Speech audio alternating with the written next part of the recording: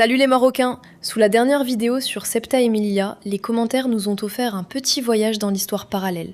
Et franchement, le billet était gratuit. Et évidemment, les commentaires venus de l'autre monde sont arrivés en escadrille, chacun avec sa petite vérité historique sortie du chapeau. Et le premier nous annonce très sérieusement que Septa était portugaise avant même que le Maroc existe. Alors là, mauvaise nouvelle, ce ne sont même pas les Marocains qui vont lui répondre. Ce sont les Portugais. L'encyclopédie de l'expansion portugaise de l'université Nova de Lisbonne écrit noir sur blanc que Septa était une ville marocaine conquise par le roi Jean Ier du Portugal en 1415. Donc maintenant, pour expliquer que le Maroc n'existait pas, il va falloir aller voir les historiens portugais et leur annoncer qu'en 1415, leurs ancêtres ont traversé le détroit, mobilisé une flotte, livré bataille et conquis une ville marocaine située dans un pays qui, apparemment, n'existait pas. C'est embêtant.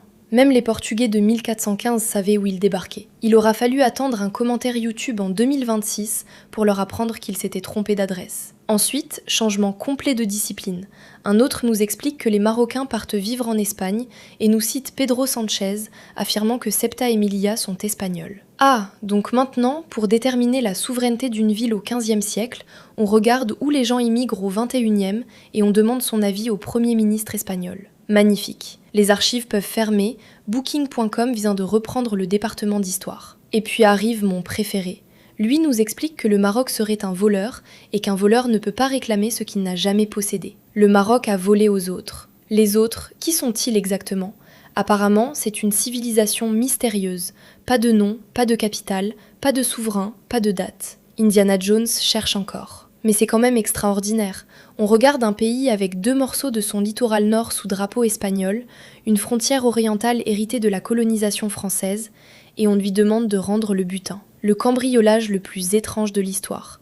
Le voleur ressort de chez lui avec moins de pièces qu'en entrant. C'est comme se réveiller avec la moitié du salon chez les voisins et recevoir, le matin même, un mot dans la boîte aux lettres. Merci de rendre nos meubles. Là, même l'assurance habitation raccroche. Le commentaire est arrivé avec « Maroc voleur » déjà préinstallé. Les preuves, elles, sont restées bloquées à 0% de téléchargement. Et pour terminer, on a celui qui annonce tranquillement que Septa serait espagnol depuis 1400 et pour l'éternité. Petit souci de calendrier.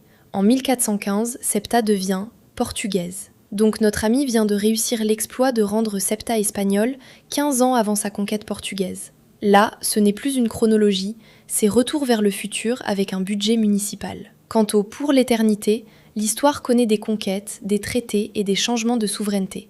L'éternité, normalement, c'est plutôt écrit à l'intérieur des alliances. Et encore. Vous restez avec Maria ? Abonnez-vous et partagez cette vidéo.